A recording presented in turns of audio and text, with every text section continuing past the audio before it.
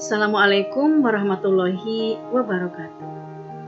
Selamat bertemu kembali dalam mata kuliah Media Pendidikan. Dalam kesempatan kali ini, saya akan memberikan materi tentang klasifikasi media. Banyak para ahli mengemukakan tentang berbagai macam klasifikasi media. Namun, pada kesempatan kali ini, saya akan memberikan klasifikasi media yang diberikan oleh Edgar Dale.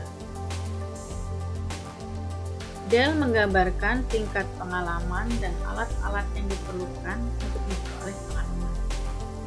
Ini ya.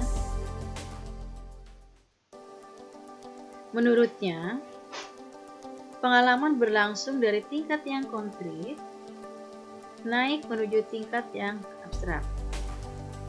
Pada tingkat yang konkret, seseorang dapat belajar dari kenyataan atau pengalaman langsung yang bertujuan dalam kehidupannya. Kemudian meningkat ke tingkat yang lebih atas menuju puncak. Dalam tingkat yang abstrak, bentuk-bentuk simbol semakin ke atas semakin abstrak, tetapi tidak berarti semakin sulit dipahami. Pembagian-pembagian tingkatan-tingkatan ini semata-mata untuk melihat pengalaman belajar.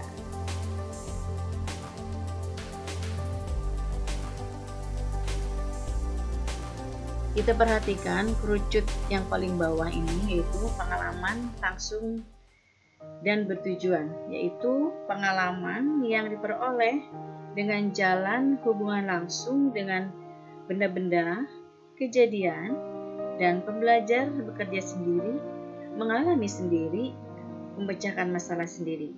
Semua yang dilakukan berdasarkan pada tujuan yang telah direncanakan dan ditetapkan sebelumnya. Baiklah, marilah kita beralih kepada yang berikutnya, yaitu pengalaman tiruan yang diatur atau pengalaman yang logis, yaitu pengalaman yang diperoleh melalui benda-benda atau kejadian tiruan dari yang sebenarnya, atau penciptaan kembali benda-benda tersebut. Alasan penciptaan biasanya karena mungkin sulit didapatkan, terlalu kecil atau terlalu besar, ataupun tepatnya mungkin terlalu jauh. Faedah dari usaha penciptaan kembali benda-benda tersebut adalah: 1. Memberi kesan yang mendalam. 2. Memberi arti yang sebenarnya. 3. Memberi pengertian. Dan yang terakhir adalah menghilangkan verbalisme. Contoh-contohnya kita di sini ada model. Model itu adalah benda buatan yang dalam ukuran kecil. Ada objek, benda yang sebenarnya, dan ada specimen, yaitu bagian dari benda sebenarnya.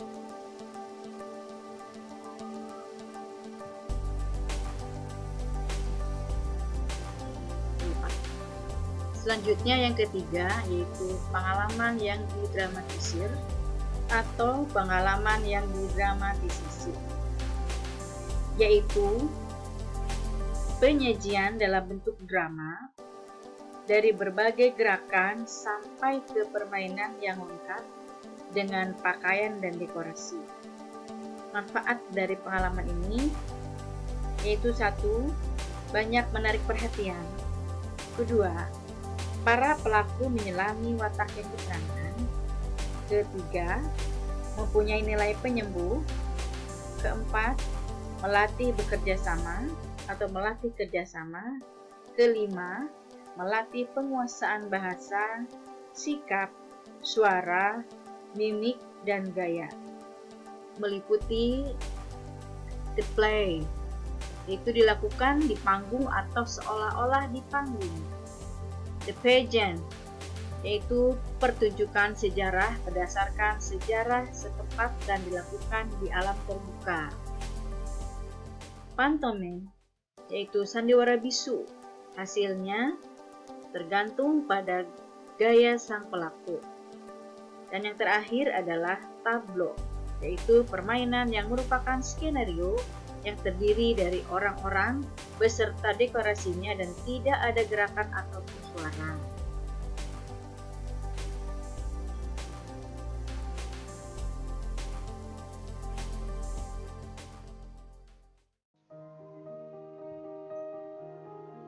Selanjutnya adalah Dharma Wisata atau karya wisata, yaitu membawa pembelajar ke objek luar dengan maksud memperkaya dan memperluas pengalaman pembelajar.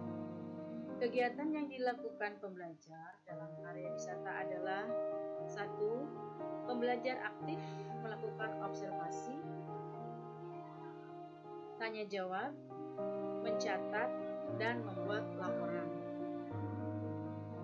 Selanjutnya adalah pameran.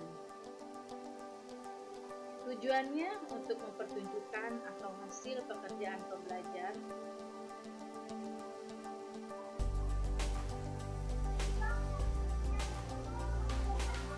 Selanjutnya adalah pameran. Tujuannya untuk mempertunjukkan hasil pekerjaan pembelajar, perkembangan dan kemajuan sekolah kepada warga sekolah dan masyarakat pada umumnya. Berikutnya adalah televisi, yaitu suatu media untuk menyampaikan pesan pendidikan dan pengajaran kepada anak-anak dan masyarakat. Program televisi pendidikan dinilai selain menarik minat yang lebih besar, juga memberikan informasi yang autentik. Film atau gambar hidup, yaitu rangkaian gambar yang diproyeksikan ke layar dengan kecepatan tertentu. Rangkaian suatu gambar dan suara yang menampilkan cerita dan gambar yang mudah dipahami. Selanjutnya adalah radio, yaitu dengan siaran radio dapat disampaikan pengajaran secara efektif dan akan menambah pengalaman, pengetahuan, dan menimbulkan motivasi belajar. Programnya berupa cerita, ceramah, wawancara, sandiwara, dan sebagainya. Ya, baik, kita lanjutkan ke step berikutnya, yaitu lambang visual atau simbol visual, yaitu gambar yang secara keseluruhan dari sesuatu yang dijelaskan ke dalam suatu bentuk yang dapat divisualisasikan. Misalnya sketsa, yaitu hasil lukisan yang bentuknya belum lengkap atau tidak lengkap. Kedua yaitu bagan, yaitu kombinasi garis atau tulisan dengan gambarnya yang dijelmakan secara logis untuk menerangkan fakta dan ide. Grafik, yaitu gambar yang memberi keterangan tentang angka-angka dan hubungannya. Poster gambar berfungsi sebagai pemberitahuan atau peringatan atau penggugah. Komik, yaitu gambar atau lukisan bersambung yang merupakan sebuah cerita. Kartun gambar digunakan untuk menghibur, mengkritik, dan menganjurkan. Diagram, yaitu kombinasi antara garis dan gambar yang menunjukkan hubungan intern yang bersifat abstrak. Dan yang terakhir adalah peta gambar, melukiskan keadaan yang sebenarnya. Kerucut yang terakhir adalah mengenai lambang kata atau simbol verbal. Dapat dijumpai dalam buku dan bahan-bahan bacaan lainnya, yaitu buku, majalah, koran, dan lain-lain.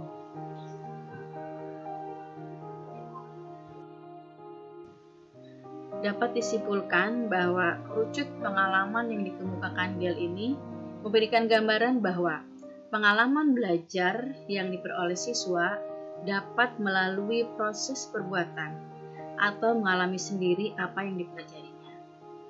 Proses mengamati dan mendengarkan melalui media tertentu, misalnya terlibat dalam diskusi, demonstrasi, melalui audio, video, atau film, atau melihat diagram, gambar, komik,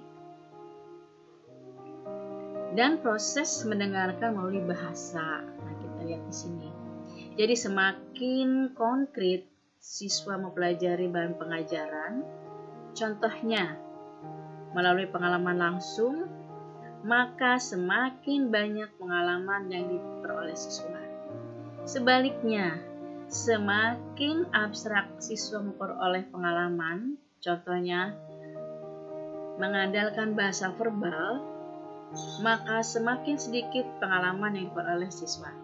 Kita lihat presentasinya bahwa bermain peran, melakukan simulasi, dan mengerjakan hal yang nyata itu 50%. Sedangkan menyajikan atau presentasi, keterlibatannya ada 70%. Diskusi 50%. Lihat demonstrasi, film, gambar, diagram, dan sebagainya 30%. Mendengarkan 20% dan membaca melalui bacaan hanya 10%.